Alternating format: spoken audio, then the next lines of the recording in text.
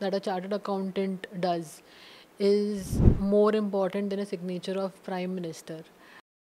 There is one profession which is, at the end required. I mean, that person's help is required by everybody. ICAI का मई 2023 का data है जो बताता है कि हर साल ऑलमोस्ट 7 लाख लोग इस एग्ज़ाम में अपीयर होते हैं, लेकिन सिर्फ 10% तक ही फाइनल एग्ज़ाम में पहुंचते हैं। और फाइनल्स में तो ये परसेंटेज सिर्फ 2% के आसपास रह जाता है। 70% से ज़्यादा स्टूडेंट्स या तो किसी पीयर प्रेशर में या फैमिली प्रेशर में अपना करियर डिसाइड करते हैं। When I was in 6th standard, when I just, thought I'll never do CA. एक निम्हांस की एक रिपोर्ट है विच सेज कि 1 in 3 प्रोफेशनल डिग्री के जो एस्पिरेंट्स हैं वो क्लिनिकल एंजाइटी लेवल पे स्ट्रेस उनको हो जाता है। एक बार के लिए पॉज लेके भूल जाना कि आप क्या, what is the reality right now. CA का एग्ज़ाम स्टूडेंट्स देते हैं तो कौन सी ऐसी गलती है जो जनरली एस्पिरेंट्स करते हैं? The most common mistake is to not take mock papers. Biggest CA stereotype जो आपको लगता है कि बिल्कुल गलत है? कि सीए बहुत ज़्यादा डिफिकल्ट है। Hello everyone, welcome to Switch Talk podcast. आज हम बात करेंगे चार्टर्ड अकाउंटेंसी की, एक ऐसा प्रोफेशन जो ना सिर्फ नंबर्स को बल्कि देश की इकोनॉमी को भी डायरेक्शन देता है। आईसीएआई का मई 2023 का डेटा है जो बताता है कि हर साल ऑलमोस्ट 7 लाख लोग इस एग्ज़ाम में अपीयर होते हैं, लेकिन सिर्फ 10% तक ही फाइनल एग्ज़ाम में पहुंचते हैं। और फाइनल्स में तो ये परसेंटेज जो सक्सेस रेशो है वो सिर्फ 2% के आसपास रह जाता है। तो ये एक काफ़ी टफ एग्ज़ाम हो जाता है। दुनिया की टॉप इकोनॉमीज जैसे यूके, ऑस्ट्रेलिया, कनाडा में भी चार्टर्ड अकाउंटेंसी को एक रेगुलेटेड और प्रीमियम प्रोफेशन माना जाता है। आईसीएआई ने 1949 में इस प्रोफेशन को रेगुलेट किया और आज तक कर रहे हैं। आज करीब 4 लाख प्रैक्टिसिंग सीएज इंडिया में हैं। और आज इस एपिसोड के लिए हमारे साथ हैं एक ऐसी यंग अचीवर जिनकी कहानी में है मेहनत, एक्सीलेंस और वो जुनून जो सिर्फ चुनिंदा लोगों में होता है।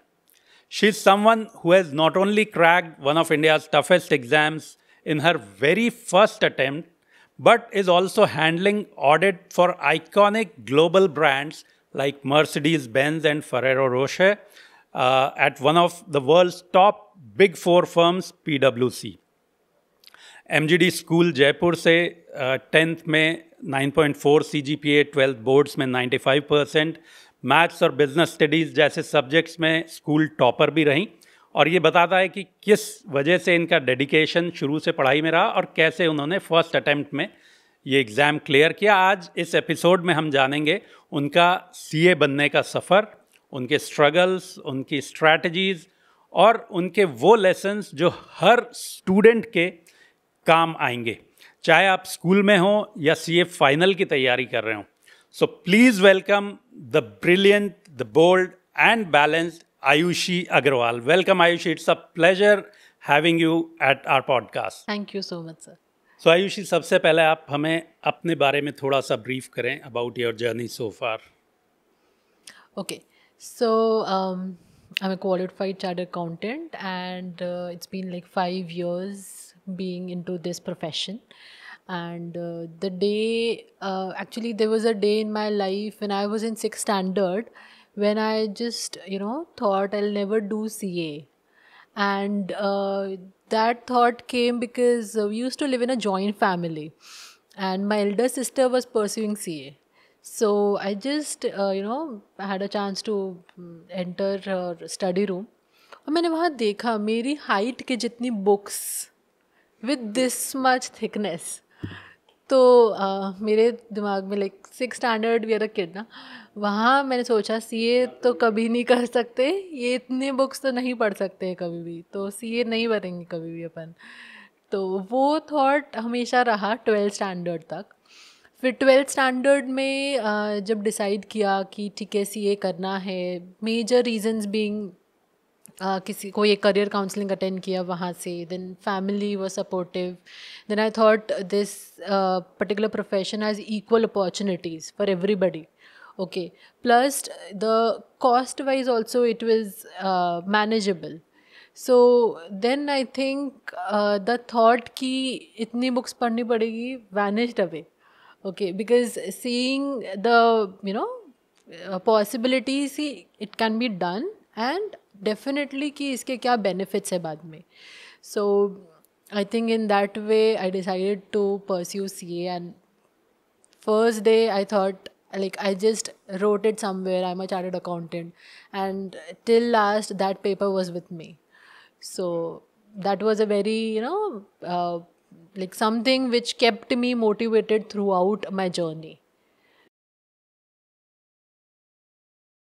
So let's start with your journey of becoming a CA कि आपने कब कैसे डिसाइड किया, बिकॉज एक 360 करियर सर्वे है दैट सेज कि 70% से ज़्यादा स्टूडेंट्स इंडिया में स्पेसिफिकली या तो किसी पीयर प्रेशर में या फैमिली प्रेशर में अपना करियर डिसाइड करते हैं. So what was the case with you? How did you decide? Why did you decide to be a CA?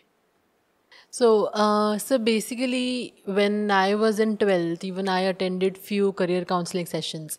So udhar I heard a speaker saying कि there is one profession which is, at the end required. I mean, that person's help is required by everybody, because whoever is earning today needs to file either income tax or need a finance loan, need some financial assistance. So there is one profession which is in demand every time. So that just that was something which just stuck in my mind, and I was very much motivated with it, because at the end your profession is something which people are going to ask for.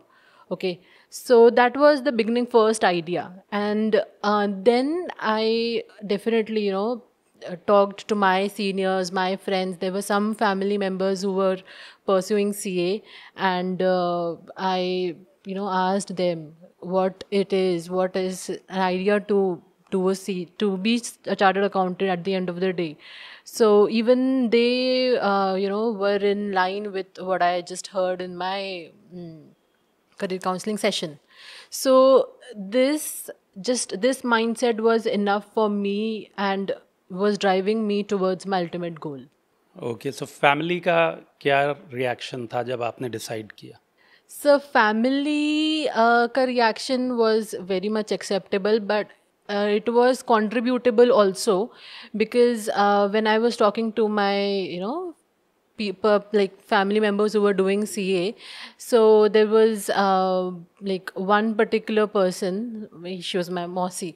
So she definitely said, my mom, isko kuch nahi, isko CA karana, because I know her capabilities very well, and she saw many of her like people surrounded by that she can do. So actually that was a plus point, that family reaction was also in line with what I was thinking. So I was looking at your resume and that also says कि आपने 10th और 12th में भी बहुत अच्छा score किया. So you were a bright student throughout? Yes, like till 10th I was not, but हाँ आप बात 10th के बाद में 11th 12th I was a. So what was your percentage in 10th?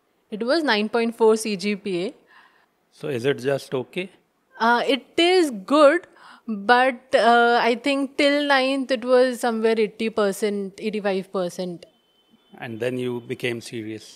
या सो बेसिकली 11th में 10th तक मैंने कोई ट्यूशन क्लासेस कभी भी ज्वाइन नहीं करी थी. 11th में I joined my first tuition class. तो वहाँ पे एक जो सर थे जो हमको पढ़ाते थे, उन्होंने काफ़ी मोटिवेट किया, और उनके पढ़ाने का स्टाइल जो था वो इतना अच्छा था कि तुमको चीज़ें भूले ही नहीं भूले पाते थे, वैसा होता था. उन्होंने क्लास में जो पढ़ाया तुमको घर जाके रिवाइज भी नहीं करना होता है. वाह. तो उससे एक पढ़ने में इंटरेस्ट डेवलप हो गया, और 11th से फिर ऐसा हो गया कि पढ़ते ही गई, कहीं रुकने का और कहीं बोरिंग या कुछ ऐसा फील ही नहीं हुआ कि स्टडीज में. कमाल के टीचर के बारे में आपने बताया, if we can know more about that teacher. His name और the teaching technique basically? Okay, teaching techniques sir उनका ऐसा था कि suppose there is an X Y said subject, okay, तो he usually use to teach economics. तो अभी economics थोड़ा theoretical भी है and थोड़ा बहुत मैथमेटिकल आता है, बट थियोरेटिकल बच्चे को लर्न करना बहुत मुश्किल होता है. तो वहाँ पे उन्होंने उसको कैसे एक प्रैक्टिकल लाइफ से लिंक करके आपके एक स्टोरी वे में पढ़ा सकते हैं, so that you don't forget. Right. So this is for all the teachers to learn कि अगर आप बच्चों को पढ़ा रहे हैं और आप प्रैक्टिकली रियल लाइफ से रिलेट कर सकते हैं तो कितना इजी हो जाता है बच्चों के लिए समझना, जैसा आयुषी ने भी बताया कि आपका इंटरेस्ट भी और डेवलप हो गया पढ़ने में. That's commendable.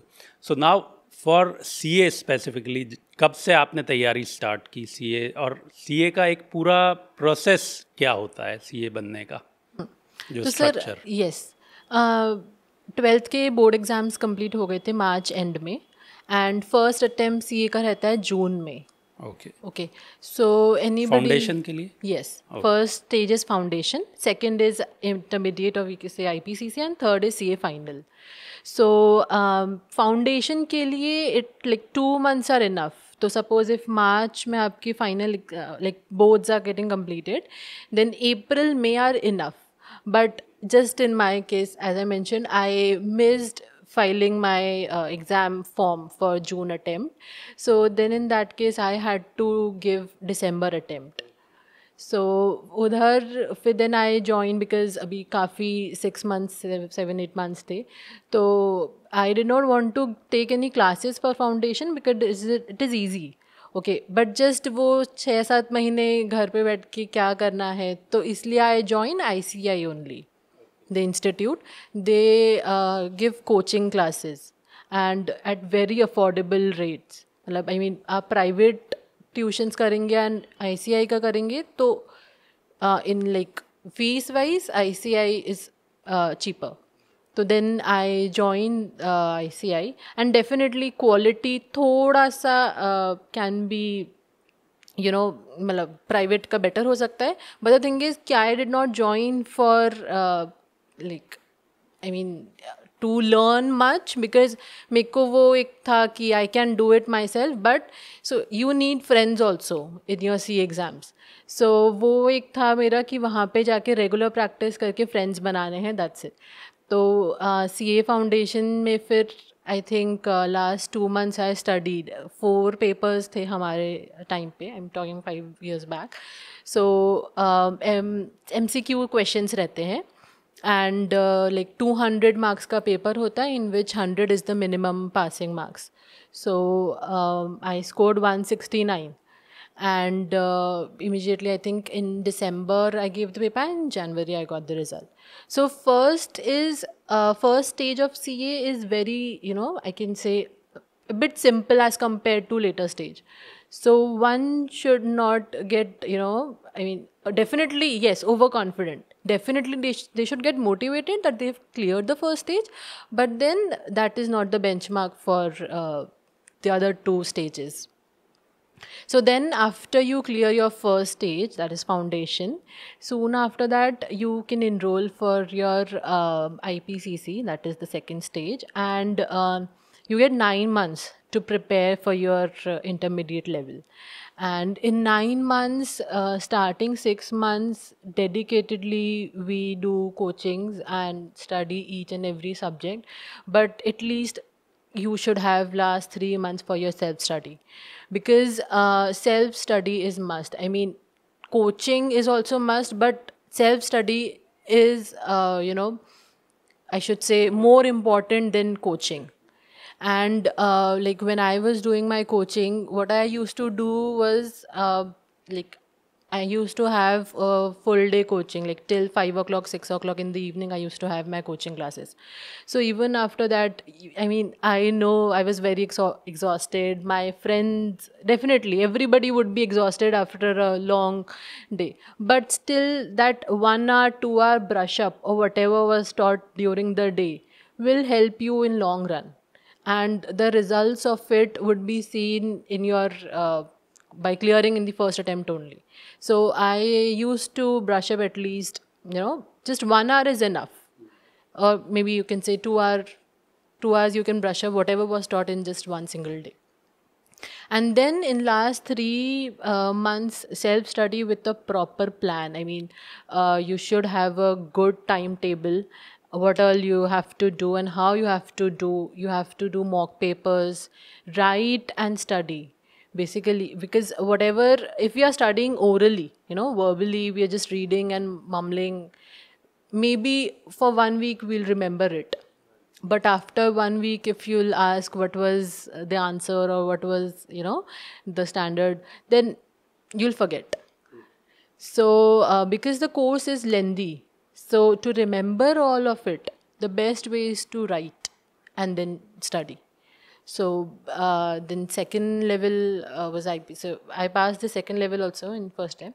Then we have like 3 year period for CA final. Although this has been changed now by the institute, so now they give 2 years for their articleship period, and then for like remaining period you can self study at home and then give your CA finals. So you want me to explain what I went Yes. through 3 years, or what this the new system year? now is. Now is okay. So basically now what first thing is, there are 3 attempts in a year. Every student can give or take Okay. 3 times. Any of those Yes. three. Earlier it was only in May, June, or November, December. Now it is Now in instead of 2, Jan. there are 3 attempts. Yes. So it is, first is in Jan, second can be in May, and third is in September. Right.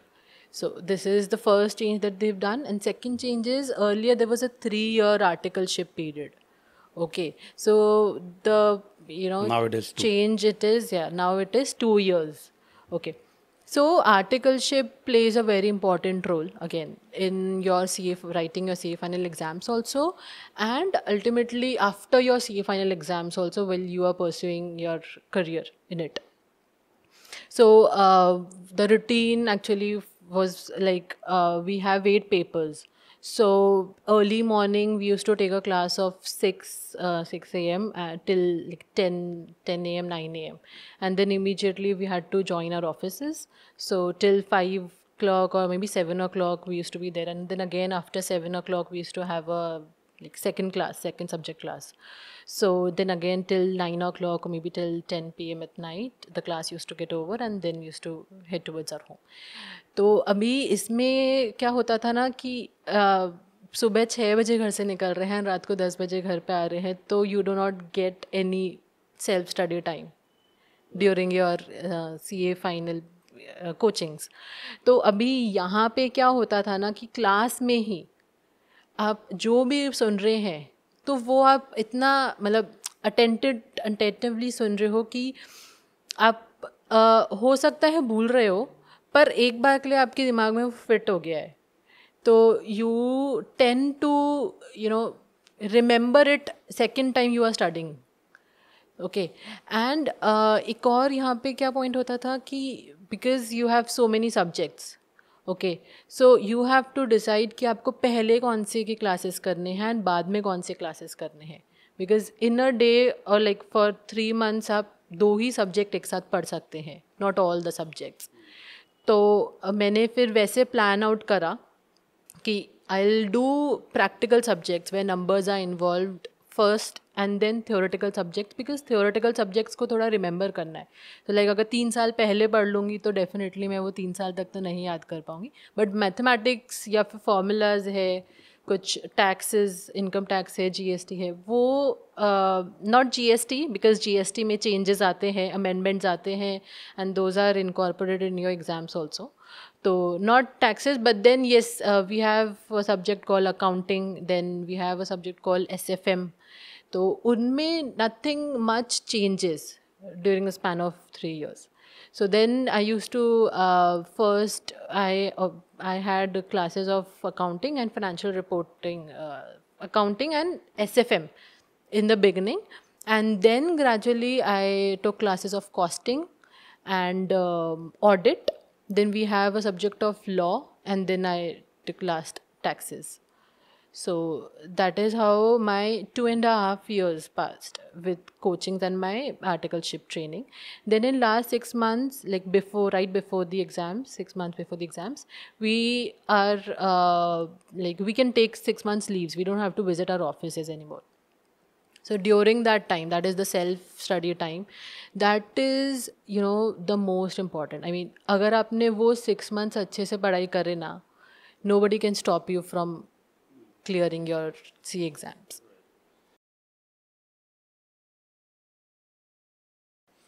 Okay, so our next segment is the CA blueprint. So Ayushi, अब आप ये बताएं कि CA बनने का जो पूरा process होता है, जैसे I will just share with you कि मैं भी CA फाउंडेशन के लिए मैंने एनरोल किया था, because my dad was going to Jodhpur. Train में उनको कोई मिल गए, उन्होंने बोला कि CA बहुत अच्छी प्रोफेशनल डिग्री है, तो आपका बच्चे ने अगर 12th किया है उसको CA करवा दो. घर आए, मैंने तब तक BA में एडमिशन ले लिया था because I wanted to go for civil services. तो मैंने BA में एडमिशन ले लिया था, लेकिन पापा ने कहा नहीं CA करना है. सो मैं BA के साथ CA भी कर रहा था. So I was doing CA foundation as well. But I would like you to brief to our students who are aspiring to be CA कि भाई अब अगर किसी को CA करना है तो पूरा प्रोसेस कैसे होता है. पहले फाउंडेशन, फिर इंटर और फिर फाइनल. शायद इसी तरह से है अभी भी, या कुछ डिफरेंट है? हाँ, सो सर अभी भी यही 3 levels है, CA foundation, inter and final. CA foundation के लिए आप सून आफ्टर 12th कंटिन्यू कर सकते हैं.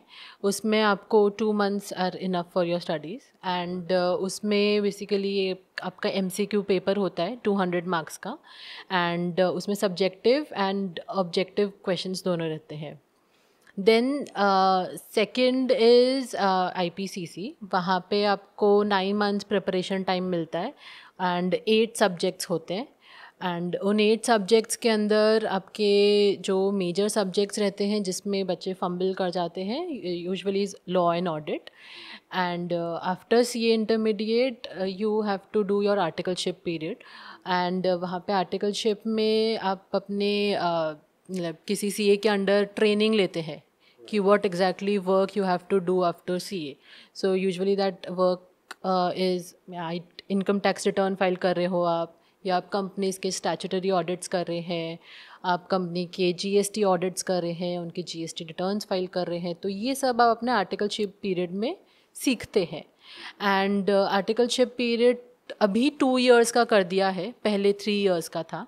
तो 2 years का आर्टिकलशिप पीरियड ख़त्म करने के बाद में आप 6 months अपने CA फाइनल एग्ज़ाम्स के लिए डेडिकेटेडली पढ़ाई करते हैं.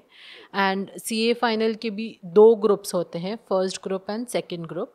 तो first and second group both are of 4 papers each.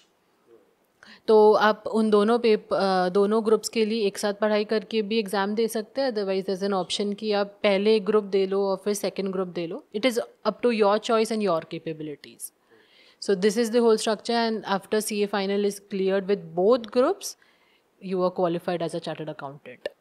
Okay, lovely. So now tell me, ये जो CA के 2 ग्रुप्स हैं, ये फाइनल्स में है, इंटर में तो हाँ, ऐसा नहीं है? इंटर में भी 2 ग्रुप. अच्छा, इंटर में भी 2 ग्रुप्स हैं, और वहाँ भी एक ग्रुप भी दे सकते हैं और दोनों ग्रुप एक साथ भी.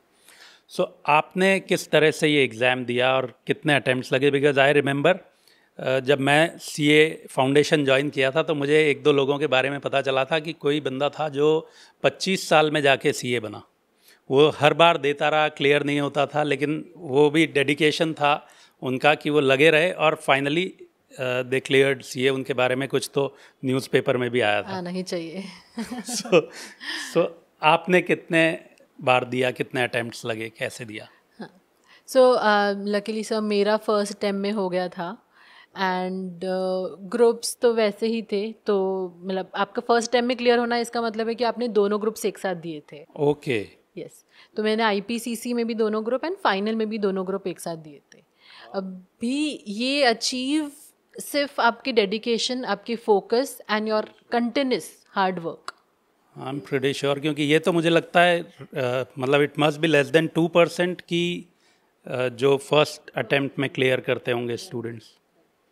सो ये अब स्ट्रैटेजी आप बताएं हमारे एस्पायरिंग स्टूडेंट्स को कि ऐसा क्या आपने किया कि आप फर्स्ट अटेम्प्ट में क्लियर कर पाए, और स्टूडेंट्स को क्या करना चाहिए कि वो फर्स्ट अटेम्प्ट में क्लियर कर लें. सर सी अभी जैसे मैंने मेंशन किया, मतलब content from day one you have to be focused, determine कि मेरे को आप आज ये पढ़ना है तो मुझे आज ये पढ़ना ही है, इसमें कोई इफ़ एंड बट नहीं, कोई एक्सक्यूजेस नहीं।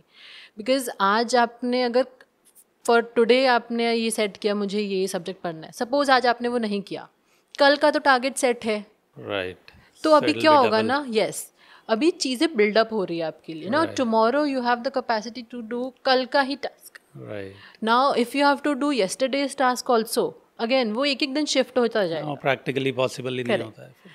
So, continuous, consistency, if I should say, consistency हो, dedication हो, focus हो, तो ये this is like on a broader level. Now, अगर मैं अब थोड़ा सा deep जाके बताऊँ, एक step below जाके, तो अभी मैंने क्या करा था ना, मैंने मेरे 6 months जो self study रहता है वो बहुत important रोल प्ले करता है।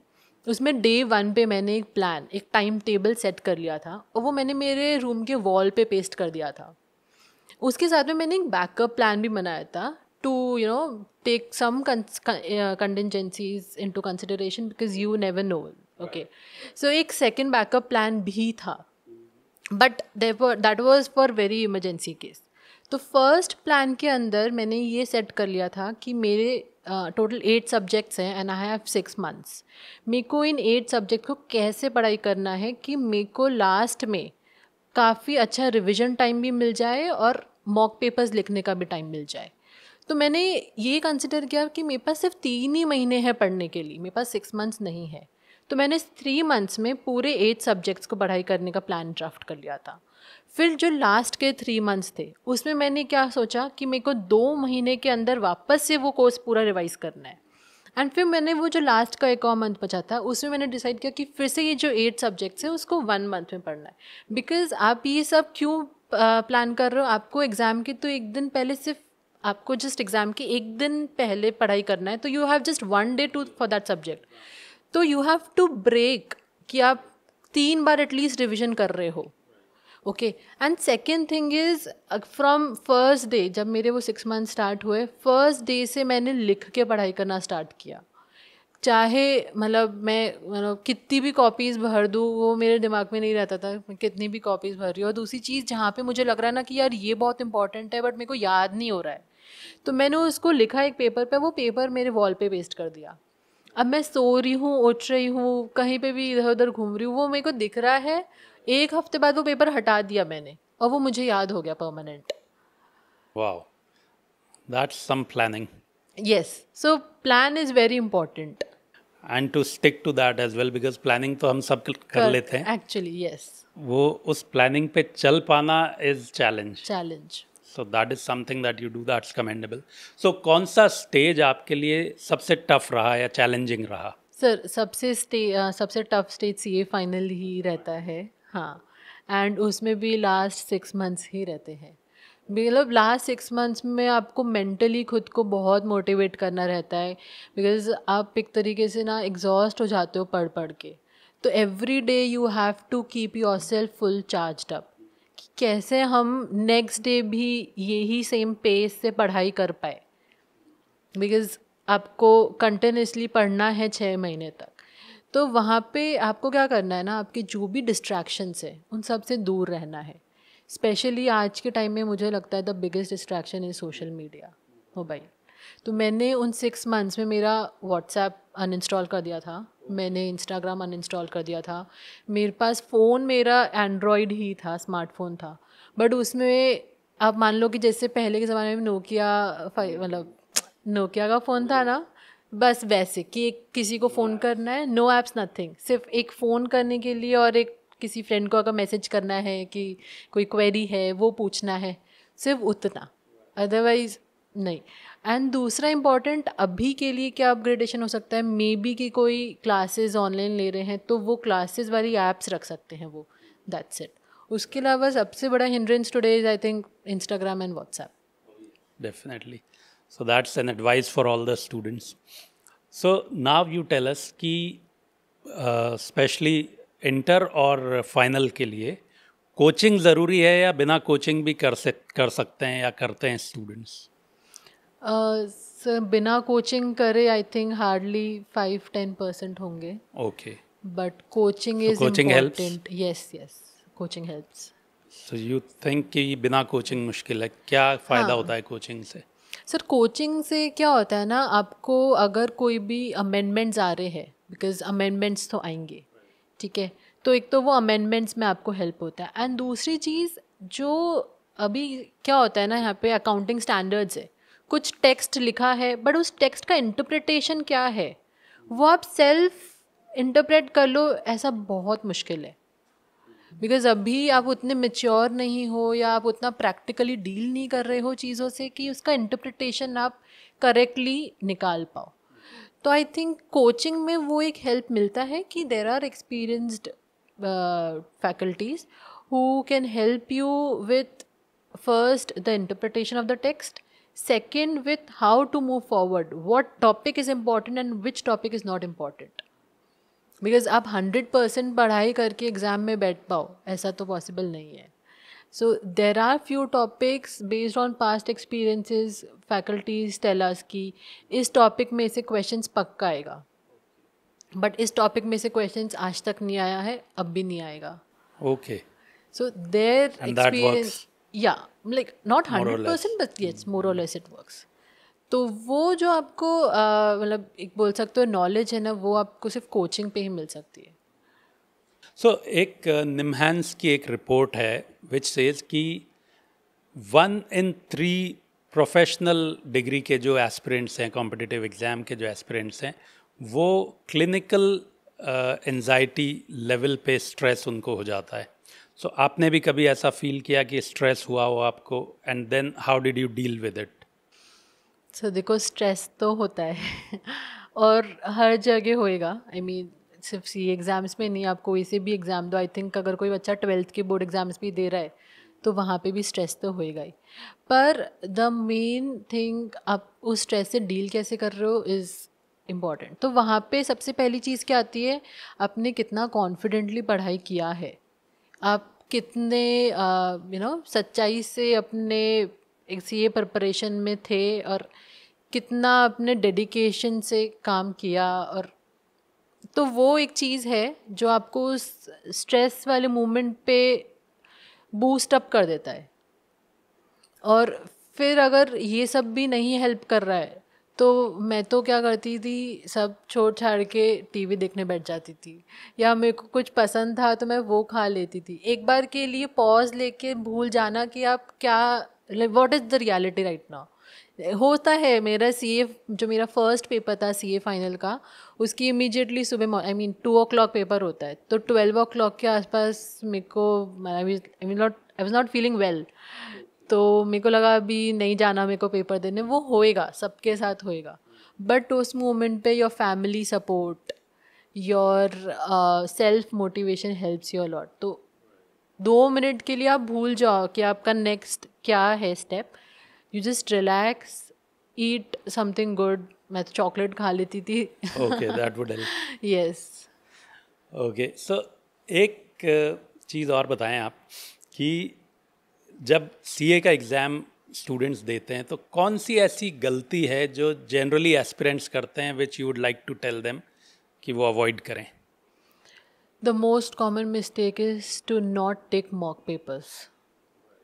बच्चे सोचते हैं हम सीधे फर्स्ट बार एग्ज़ाम पेपर में ही लिखेंगे, बट मैंने एटलीस्ट 3 या 4 बार मॉक पेपर्स लिए, और वो मॉक पेपर्स मैंने लाइक एकदम ऑनेस्टली दिए.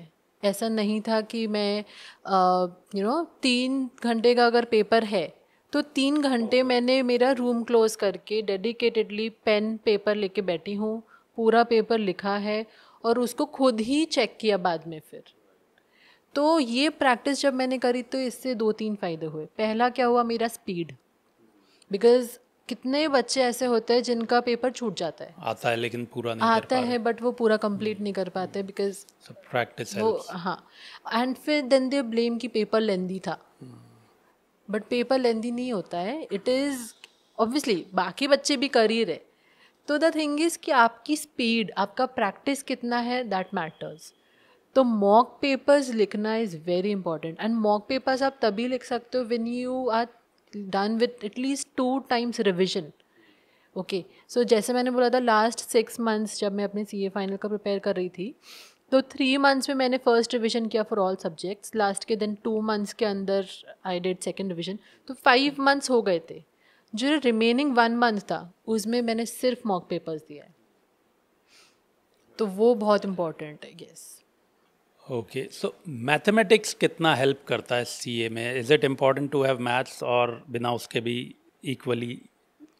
सो देखो सर, अभी 12th तक जो मैथ्स हम करते हैं वो मेजरली क्या होता है ना, जैसे साइन कॉस थीटा हो गया, या फिर वो वॉल्यूम इनटू हाइट विथ, ये चीज़ें होती है.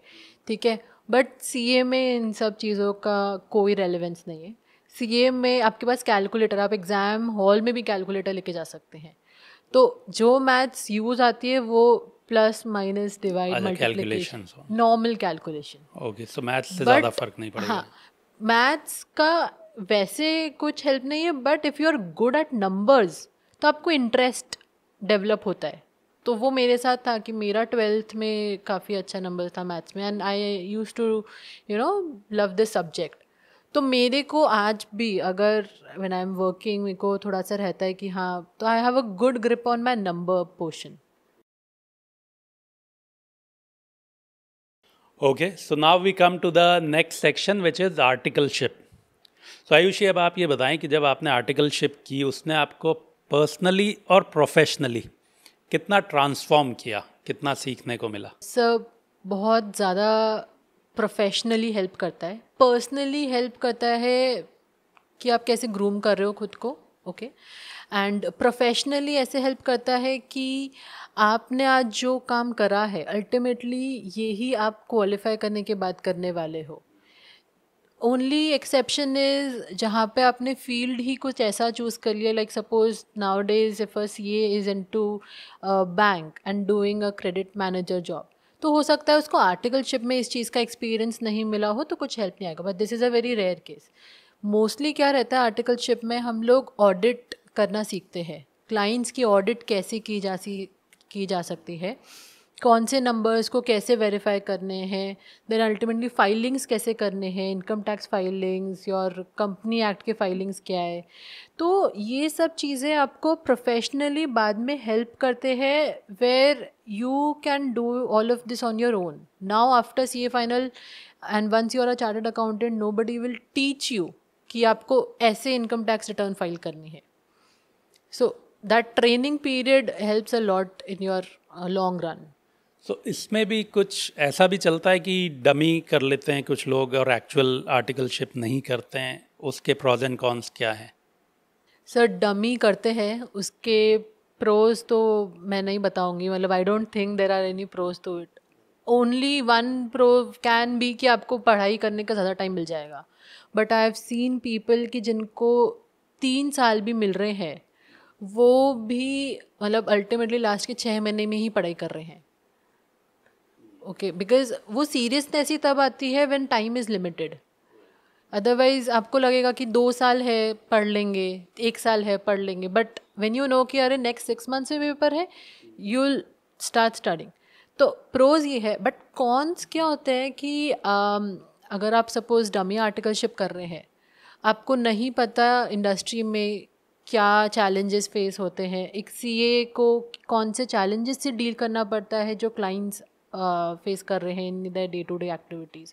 तो आप अगर वो एक्सपीरियंस ही नहीं करेंगे तो after CA final and once you become a chartered accountant, it will be very difficult for you to then understand and be accountable or give answers to them. True.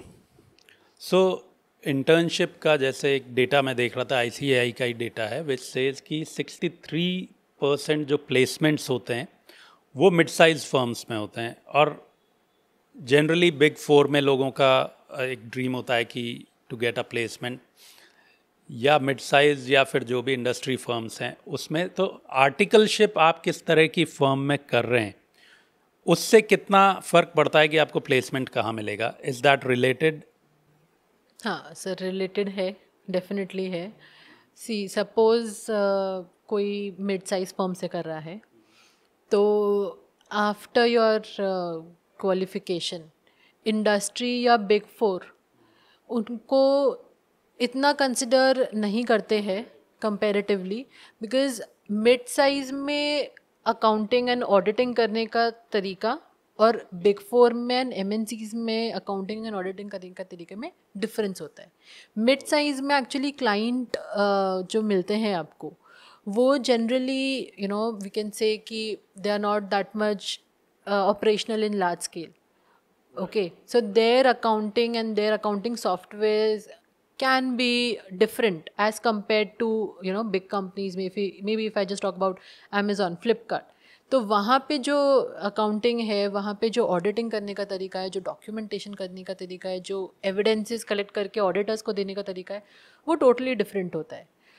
तो आपको वो सब एक train, if after your CA final आप अगर एक MNC join कर रहे हैं, okay, so they have to train you again. The knowledge can be carry forward. Okay, आपको वो मे बी डॉक्यूमेंट्स का मीनिंग नहीं समझा रहे होंगे कि एक इनवॉइस क्या होता है, ठीक है, बट द थिंग इज़ कि उनके जो अकाउंटिंग मेथड्स है, ओके, या फिर आई शुड से उनके जो अकाउंटिंग सॉफ्टवेयर्स है, उनको आप डे वन से सीखेंगे. तो वहाँ पे आपके मिड साइज़ फर्म का इतना नॉलेज या एक्सपीरियंस यूज़ नहीं आएगा. बट अगर कोई आर्टिकलशिप कर रहा है from big four, okay, and big four में ही आफ्टर क्वालिफिकेशन कंटिन्यू कर रहा है, तो इसके दो फ़ायदे. पहला तो आपको सब कुछ पता है कि कैसे ऑडिट होती है, बिकॉज आपको डे वन से वो लोग वैसे ही ट्रीट करते हैं, not like an article but yes कि for them you are a CA. Okay, and second is कि it helps in their increment also. Okay, अगर वो एक मिड साइज से किसी को पिक करके अपने आप पे हायर करते हैं तो उसको फ्रेशर की तरह ट्रीट करते हैं, बट इधर वो एक एक्सपीरियंस्ड पर्सन की तरह उसको कंटिन्यू करवाते हैं. तो that plays an important role from where you are doing your articleship. So during your articleship और when you are preparing for CA या उस प्रोसेस में आप थे, कोई ऐसा मेंटोर या कोई ऐसा इंसिडेंट जिसने आपकी वैल्यूज़ को चेंज किया हो, कुछ हेल्प मिली हो, कुछ ऐसा इंसिडेंट? हाँ, सर ड्यूरिंग आर्टिकलशिप एक्चुअली हम लोग को सर भेजते थे इनकम टैक्स ऑफिसेस. क्लाइंट्स की कोई भी लिटिगेशन फाइल्स है, कुछ भी ऑर्डर्स आए, इनकम टैक्स के ऑर्डर्स आए, तो सर हमको बोलते थे तुम जाओ वहाँ पे सीखो. तुम लोग अगर ये रियल लाइफ आज डील नहीं करोगे तो बाद में भी नहीं कर पाओगे. तो हम जब वहाँ जाते थे, वहाँ लोगों से मिलते थे. अभी तो आई थिंक ये थोड़ा चेंज हो गया बिकॉज गवर्नमेंट ने सब डिजिटल कर दिया है, फेसलेस हो गया है. तो पहले जब हम जाते थे तो वहाँ हम देखते थे कि I mean whatever we are studying वो एक्चुअल में है. आई मीन प्रैक्टिकल सब वैसा हो रहा है.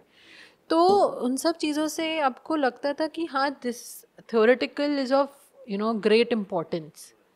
तो उसको मन लगा के पढ़ो और उसको रिलेट करो आपके रियल लाइफ से, और वो सब आप सिर्फ एक आर्टिकलशिप में ही कर सकते हो.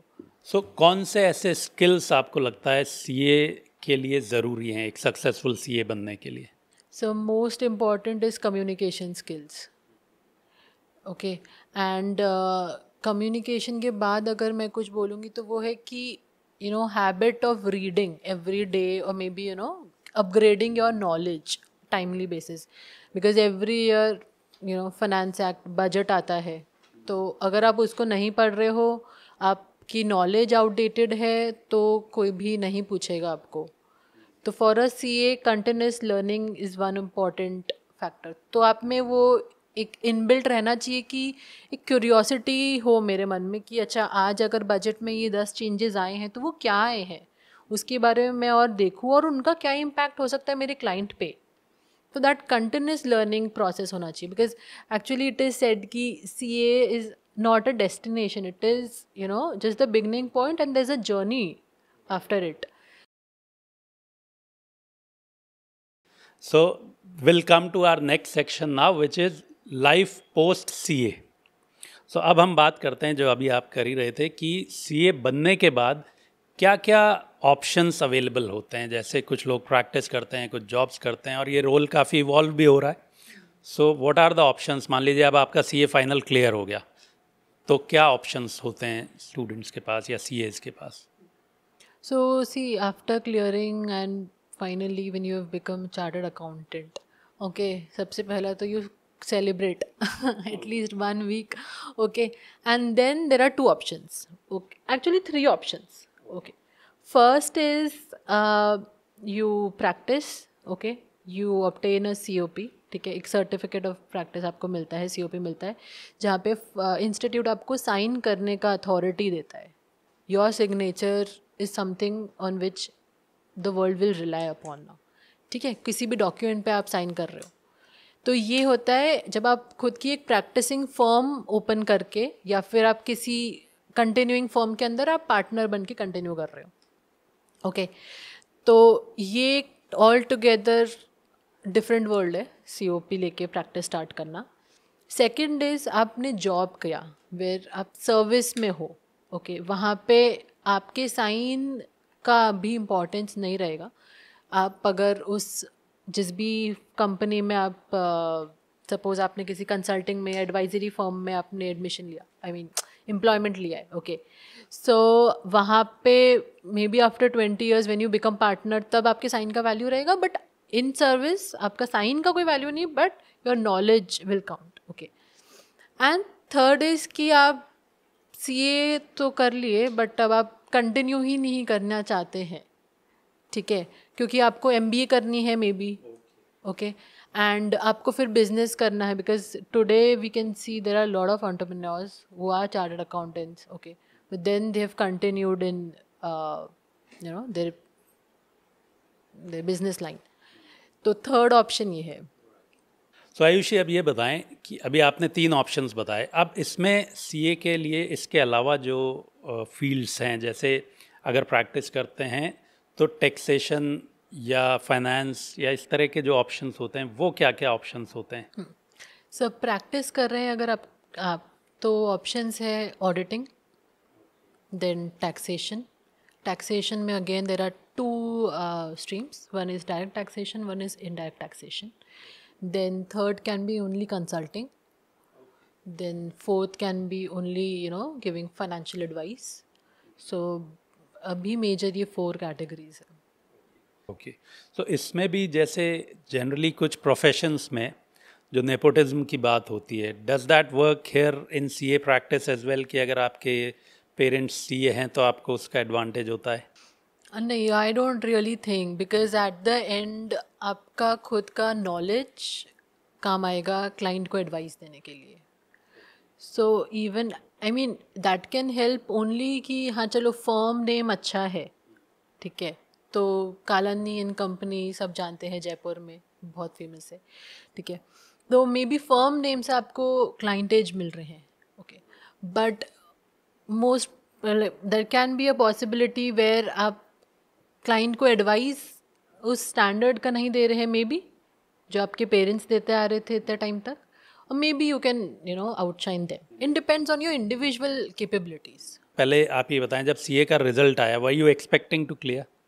नहीं सर, एक्चुअली CA का रिजल्ट तो कभी भी कोई एक्सपेक्ट नहीं कर सकता है, ठीक है, बिकॉज आपको नहीं पता है कि आप कौन से सब्जेक्ट में थोड़े से कम मार्क्स की वजह से भी रह जाओ, ठीक है. आप फुल कॉन्फिडेंस तो होते हो. अभी suppose I will give you my example, मेरा ऑडिट का पेपर अच्छा नहीं गया था, तो मेरे को भी बाद के पेपर्स देने में थोड़ा सा ऐसा हो रहा था कि पास तो होंगे ही नहीं, तो बाद के पेपर्स अच्छे देने ही नहीं चाहिए. पर फिर मुझे मेरी फैमिली में मेरी मदर ने सब ने बहुत समझाया कि ठीक है, जो हो गया वो हो गया, बट एटलीस्ट तूने बहुत मेहनत करी है, तो तू उतने ही जोश से वापस से एग्ज़ाम देने जा, जो भी तेरे बचे पेपर्स है, फिर जो होएगा वो देख लेंगे. तो मेरे को थोड़ा सा मतलब वहाँ पे मेरा कॉन्फिडेंस लूज़ हो रहा था कि ऑडिट का पेपर अच्छा नहीं गया, तो मे बी सिर्फ एक ऑडिट कहीं डुबा ना दे, ठीक है. But finally with God's grace जब हो गया था, रिजल्ट आया, तो the feeling is just out of this world. वो आपको गूज़बम्स आते हैं, एक्चुअली मुझे अभी भी गूज़बम्स आ रहे हैं. So how did you celebrate? तो एक्चुअली सेलिब्रेट तो मतलब मैंने पूरा 1 वीक ऐसे मेरे फ्रेंड्स के साथ और फैमिलीज़ में बाहर सबको लेके जाना, डिनर हो रहे हैं रोज़, और आई मीन ऐसे कोई ट्रिप नहीं किया, बट घर में फैमिलीज फ्रेंड्स इन सब के साथ किधर उधर कहीं घूमने जा रहे हैं. So it's a big achievement. Yes. And the most important thing was कि मेरे साथ जब मेरा रिजल्ट आया था तब my parents were not in town. Okay, तो आई वाज अलोन एंड मेरे को फ्रेंड्स को ही बोलना पड़ा because I did not have that much courage to see my own result. तो मैंने उनको मेरा वो बताया, रोल नंबर, एंड मैंने बोला जो भी रिज़ल्ट रहेगा मेरे को फ़ोन करके बता दो. तो उनमें से ही एक का फ़ोन आया था कि हो गया. तो मैंने बिलीव ही नहीं किया.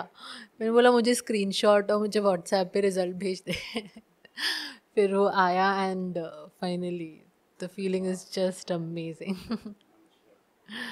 That must be a proud moment for your parents as well, parents and family. So then how did you decide कि अब CA के बाद आपको क्या करना है? What has been your journey since the day you cleared CA? Sir मेरे को थोड़ा क्लैरिटी था कि मुझे तो एक बिग फोर या फिर मे बी सम इंडस्ट्री ही ज्वाइन करनी है and I have to service. मेरा लाइक COP लेके प्रैक्टिस करने का प्लान नहीं था.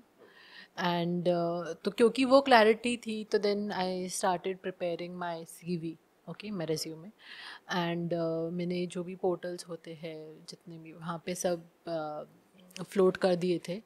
तो देन वो उनके इंटरव्यूज़ स्केड्यूल होते हैं, गिव इंटरव्यूज़, एंड लकीली मुझे बिग फोर करना था तो I got selected in one of the big four. Was it easy to get through considering your academic background, which Yeah, I has been mean, very see, strong? the most important there is how you are, dealing with the questions of the interviewer. Okay, so considering the fact कि आपने just अभी CA clear किया है तो interviewer भी आपसे थोड़े से देन लाइक इनिशियल लेवल पे जो क्वेश्चंस पूछे जाते हैं जस्ट आप क्लियर करके आए हो तो something related to your academics only वैसे पूछते हैं. So I could clear that. That was an easy step. So how's your work day generally? How does that look like?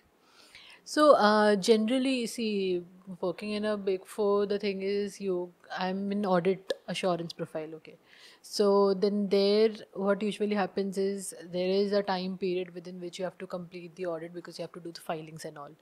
Okay, so in the initial phase of that engagement period, okay, you tend to work, maybe start your work somewhere around 10 a.m. okay, 11 a.m.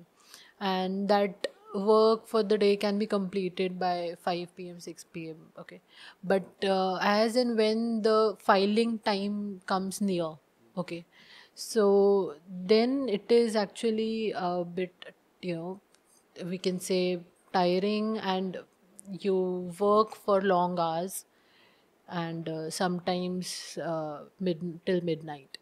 So, but that period is, I should say, just 20% of the entire audit. But otherwise you can maintain a work-life balance? Yeah, we can maintain a work-life balance, and actually this depends on person to person also, how effectively and how efficiently you are doing your work in the day time. Okay, and definitely on weekends you can have your personal time. Right. So now coming to another important question which is related to income. Ki generally, of course, everybody knows कि CA is one of the best professional degrees that we can have.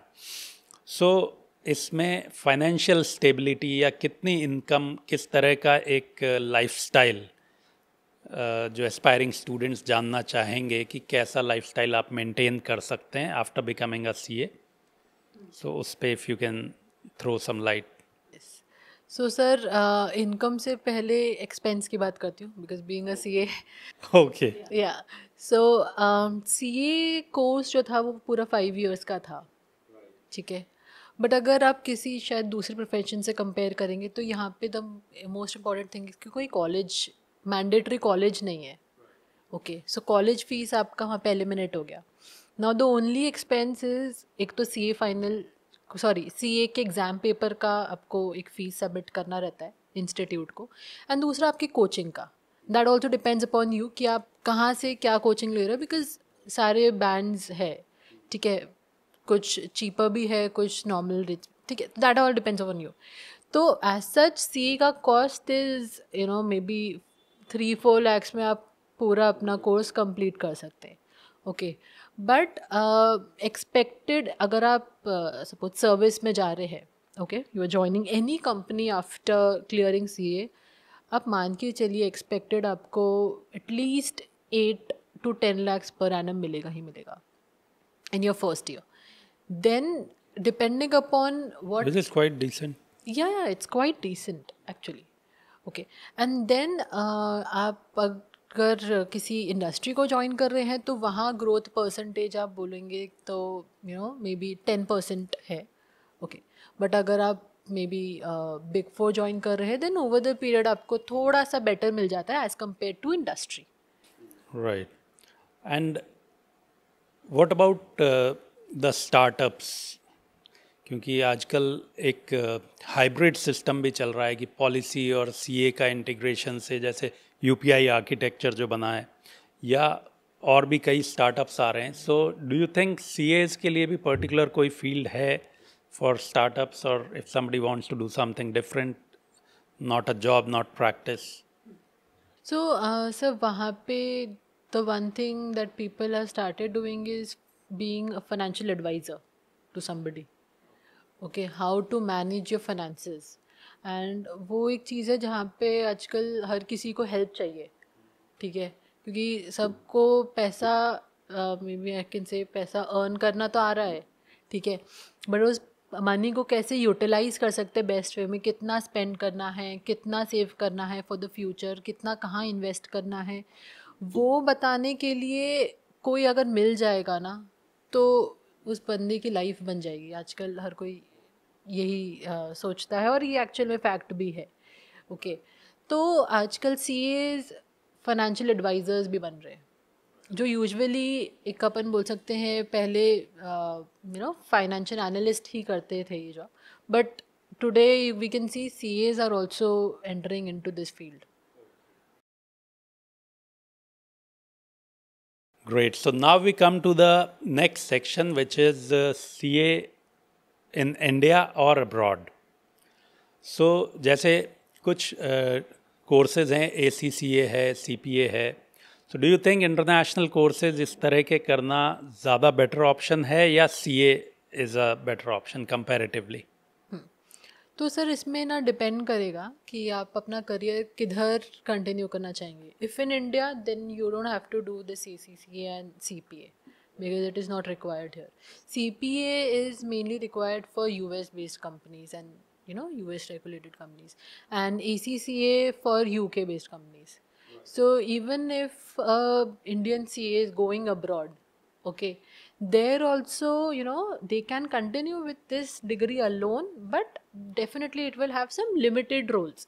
Okay, maybe वहाँ जाके भी आप किसी Indian company जिसका base India में है, Indian company में ही ज्वाइन कर रहे हैं, और मे बी वहाँ पे आप किसी MNC को ज्वाइन कर रहे हैं which doesn't require any local certifications. Okay, but थोड़ा लिमिटेड रोल हो गया है. ओके, एंड इफ़ वहाँ के आपको रेगुलेटरी स्टैट्यूटरी ऑडिट करने हैं वहाँ पे जाके, तो देन आप लोकल सर्टिफिकेशंस करना ही ज़रूरी रहेगा. वहाँ के कोर्सेज करके फिर आप कंटिन्यू कर सकते हो. एक और क्वेश्चन यहाँ पे मुझे ध्यान आ रहा है कि CA, CS, CFA, इनमें क्या डिफरेंस है? Would you be able to explain that? Yes yes. So sir सबके पहले फुल फॉर्म बता देते हैं. CA is chartered accountant, CA is company secretary, and CFA is financial analyst. Okay, now the difference is कि CS जो है उसका role सिर्फ लिमिटेड है कंपनीज एक्ट को लेके. Okay, and which is also included in CA, because CA में हमारे पास एक लॉ करके एक पेपर होता है जिसमें हमको कंपनीज एक्ट के बारे में सब कुछ बताया जाता है. ठीक है, उसका ही एक पर्टिकुलर सब्जेक्ट का इन डेप्थ नॉलेज किसी को है तो वो है CS को. Okay, and C F A का भी जो पेपर होता है SFM, वो हमारे CA में भी होता है, ठीक है. उसमें फाइनेंस से रिलेटेड सब चीज़ें बताई जाती है. तो आप एक तरीके से फाइनेंस एक्सपर्ट बन जाएंगे, फाइनेंशियल एनालिस्ट बन जाएंगे. तो ये दोनों पेपर में अगर आपको कुछ डिटेल्ड करियर आगे कंटिन्यू करना है तो आप दिन CS और CFA कंटिन्यू करो. बट इन जनरल इन दोनों की नॉलेज आपको CA में भी मिलेगी. तो like in addition to maybe Companies Act and finance, you will get to learn about taxes, you will get to learn about auditing procedures. तो वो फिर एक CA का काम है, which is a broader term. So that reminds me about another course which is called actuary, if I'm pronouncing it correctly. So what is it also related with accounting or finance? Not really, but yes, with finance. So actuary is majorly related to, if you can see, insurance companies. अभी insurance companies का क्या काम रहता है ना, To make कि plans. to predict plans, हाँ, forecast things, budgets. So actuary is more over towards that. Okay, so now we come to the next segment, which is impact of AI. So with artificial intelligence, of course, there is a report of World Economic Forum that says कि by 2027, that is within 2 years from now, almost 40% of financial jobs will evolve. Of course, they would not vanish, but काफ़ी change हो जाएंगे. So have you already started seeing the change? Yes, see, basically what AI is doing in our field. Okay, first let me just brush up through that. Okay, so AI is helping a lot. In what sense? In sense like वो ना हमको data analyse करके दे रहा है, वो हमको trends बता रहा है, वो हमारी जो डेली क्लाइंट्स की, वी कैन से क्लाइंट्स की जो डेली रूटीन एक्टिविटीज़ थी उसको ऑटोमेट कर रहा है. हमारे मे बी अगर कुछ कंप्लायंसेस थे तो उनको इम्प्रूव कर रहा है day by day. So definitely AI has helped a lot. ठीक है, आप ड्राफ्टिंग में ले लेंगे, उसमें काफ़ी हेल्प करता है वो. अगर हमको कुछ रिपोर्ट्स एंड ऑल किसी को डिलीवर करने हैं तो what best can be delivered. So in all that, AI has helped a lot. Now coming to your question कि हाँ jobs इससे evolve हो रहे हैं ज़्यादा, तो yes we can say that because every day we see that like in our company only we see कि कोई तो नया टूल आ रहा है. ओके, अभी उस टूल को रन करके उस टूल से जो भी इंसाइट्स है वो एक एनालाइज करके आपको अपनी एक्सपर्टीज़ यूज़ कर एडवाइस देना है. तो that portion will always remain with human finally to give the advice and to maybe we can say to give an opinion which a CA is bound to do. So it's because that portion will always remain with human. So AI, even if AI comes, that will not vanish anybody's job, but yes, it will evolve new opportunities in a better way. Okay, so now tell us about what your job specifically is. Yeah. So, see, being from an assurance background, so what I have to do is, according to Companies Act, every private limited company or listed company have to do their statutory audit filings. Okay. So suppose if we are auditing any company for the year ended 31st March 25. Okay. So if it is a listed company, then in 60 days they have to do their filings. Okay, and if it's a private limited company, they can do till September. Okay, so my role is basically to ultimately check their balance sheet P&L accounts, to see whatever the client is reporting. Okay, whatever balances, whatever revenue numbers, their profit numbers, client is mentioning in their profit and loss account, balance sheet account, in the financial statements, whether those hold good. During audit we tend to keep a very skeptical strategy. मतलब अभी आज अगर suppose कोई बोल रहा है हमारा 100 करोड़ का रेवेन्यू है, तो ये चेक करना कि ये रेवेन्यू सच में 100 करोड़ का है क्या, उसके लिए हमारे काफ़ी सारे टेस्टिंग प्रोसीजर्स होते हैं, ऑडिटिंग प्रोसीजर्स होते हैं। इंस्टीट्यूट ने काफ़ी सारे अकाउंटिंग स्टैंडर्ड्स बता रखे हैं जो हम इस 100 करोड़ रेवेन्यू को चेक करने के लिए यूज़ कर सकते हैं। क्योंकि अल्टीमेटली अगर वो 100 करोड़ का रेवेन्यू करेक्ट है, ठीक है, तो एक सीए को साइन करना है फाइनली ऑडिट रिपोर्ट में, and there are multiple users जो उस रेवेन्यू नंबर पे रिलाई करने वाले हैं। तो सीए का काम है सर्टिफाई करना कि whatever numbers a company is reporting, whether those are correct or not. Okay, so I was also reading somewhere that पीडब्ल्यूसी, डेलॉयट, ये लोग अपने जो नए हायरिंग होती है उनको एआई और एनालिटिक्स की ट्रेनिंग भी देते हैं। सो अब आपको लगता है कि सीएज के लिए भी अब सिर्फ ऑडिटिंग या जो उनका बेसिक काम था वो, उसके अलावा उनको ये पाइथन या एआई एनालिटिक्स और फिनटेक की नॉलेज भी लेनी मैंडेटरी हो गई है?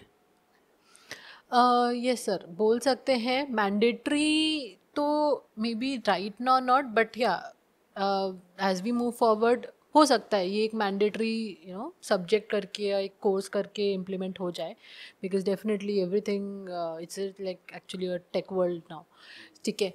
बट द थिंग इज़ कि अल्टीमेटली वो आपको एनालाइज करके देगा, ठीक है। उस एनालिसिस को आपको कैसे इंटरप्रेट करके और कैसे अपने क्लाइंट पे अप्लाई करना है वो आपको आना ही चाहिए, ठीक है। सपोज़ हम लोग एक टूल यूज़ करते हैं जिससे जितनी भी क्लाइंट की जर्नल एंट्रीज़ है वो सॉर्ट हो जाती है कि कौन सी स्टैंडर्ड एंट्रीज़ है, कौन सी नॉन स्टैंडर्ड एंट्रीज़ है। अभी नॉन स्टैंडर्ड एंट्रीज़ एआई ने हमको बता तो दिया कि these are your non standard entries, but वो नॉन स्टैंडर्ड एंट्रीज़ क्यों पास हुई बाय द मैनेजमेंट, वो सब रीजनिंग हमको डिस्कशन में ही समझता है, ओके।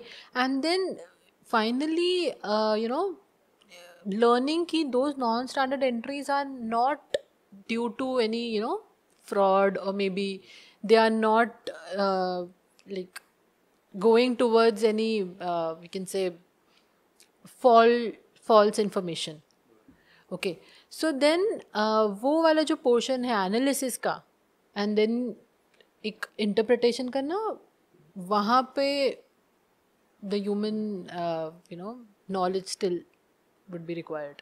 सो सीए प्रोफेशन में सर्वाइव करने के लिए कोई स्पेशल स्किल जो आपको लगता है कि ये तो अब सीखनी ही चाहिए, ऐसा कोई स्किल है? हाँ सर, सीखनी ही चाहिए by time is the learning AI related? AI related, maybe we can say the use of AI, कैसे कोई भी अगर सपोज कोई न्यू सॉफ्टवेयर आ रहा है तो how you have to run it, how you can best use it so that you get the best outputs from it. तो वो है, actually this will be developed by time, okay, as in when कोई new technology आ रही है you go through its manual, तो वो अंदर से क्यूरियोसिटी वाली स्किल कॉमन हो सकती है कि आप में वो क्यूरियोसिटी है कि ये एआई और क्या क्या करके दे सकता है मेरे को, बिकॉज उनके पास तो अनलिमिटेड पावर्स है, ठीक है, बट आप उन अनलिमिटेड पावर्स को कैसे यूज़ कर सकते हैं, वो क्यूरियोसिटी आप में अगर रहेगी, वो स्किल अगर आप में है उसको बेस्ट यूटिलाइज करने की, तो the equation will work. So now we come to the next section, which is a guide for students. So Ayushi, अब आप ये बताएं कि since you have been a bright student, CA आपने फर्स्ट अटेम्प्ट में क्लियर किया, सो अब जो एस्पिरेंट्स हैं उनके लिए कोई स्टेप वाइज गाइड अगर कंसाइसली कोई आप बता सकते हैं कि how should they approach the exam of CA और this degree of CA? Okay, so step by step guide, if I have to tell now, then majorly there are 4 steps.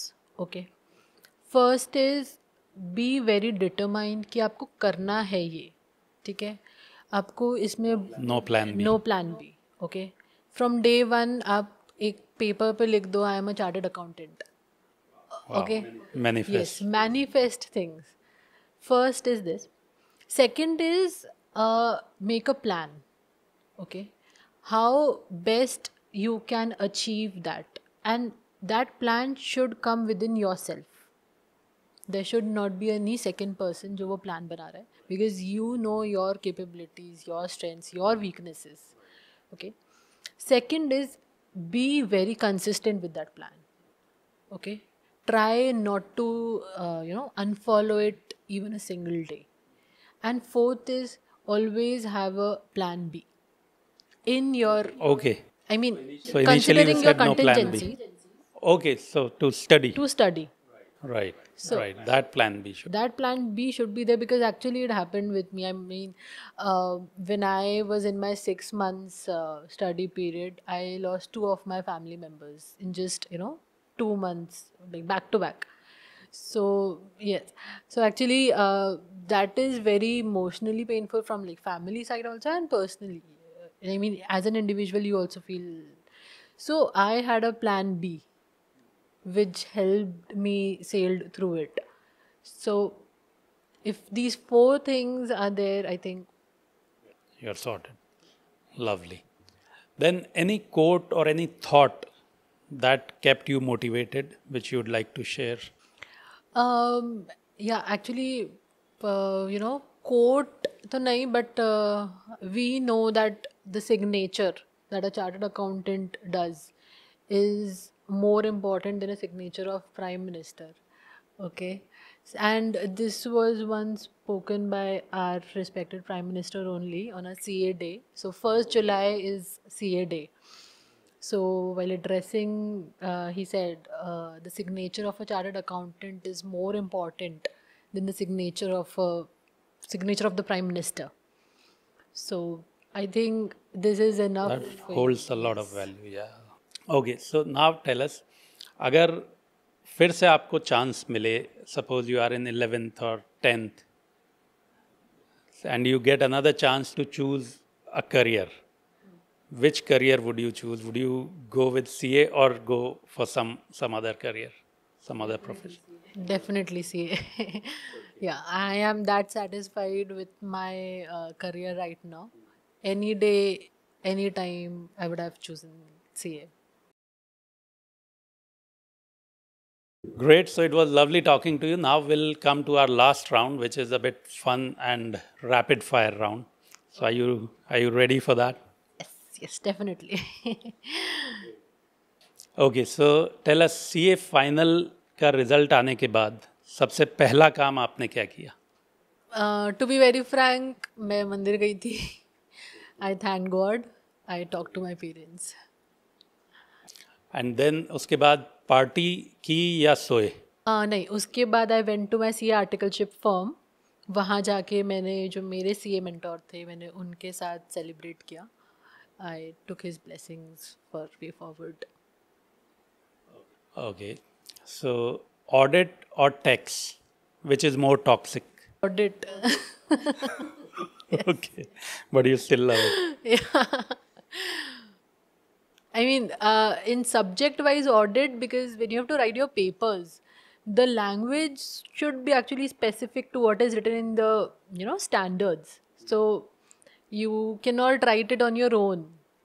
If there are specific words to a standard, the institute expects, while checking, institute expects ki you write those. If there is an essay, essay is standards on auditing. Okay. So if there is a standards on auditing number 700, okay. Now if 700 has some main words, so those words should be there in the answer sheet. Then only you get marks. So you have to, ratify it. Okay. So biggest CA stereotype जो आपको लगता है कि बिल्कुल गलत है? कि CA बहुत ज़्यादा डिफिकल्ट है. Okay. So you think it is manageable? Yes. बहुत डिफिकल्ट नहीं बोलेंगे, डिफिकल्ट ठीक है. ओके. सो क्या आपको GST के सपने आते थे? मेरे को उन एक चीज़ के सपने आते थे जो चीज़ पे मैं अटक जाती थी. तो मेरे माइंड में कैलकुलेशन चलता था, अरे ये ऐसा था, वो प्लस उधर होना चाहिए था कि माइनस होना चाहिए था. तो आते थे. Okay. Okay. So last one. If not CA, what would you have been? If not CA, then maybe a teacher. Okay, audit? I mean, any subject, but a teacher. Thank you so much Ayushi, it was lovely talking to you. जितना अच्छे से आपने पूरा आपकी CA की journey और उसके बाद जॉब में कितना अच्छा आपको लग रहा है, किस तरह से सीए के अराउंड और क्या क्या चीज़ें स्टूडेंट्स एक्सप्लोर कर सकते हैं, वो सारा आपने बताया। आई एम प्रीटी श्योर जो स्टूडेंट्स एस्पायर कर रहे हैं सीए बनने के लिए, उनके लिए ये एपिसोड बहुत ही काम का होने वाला है।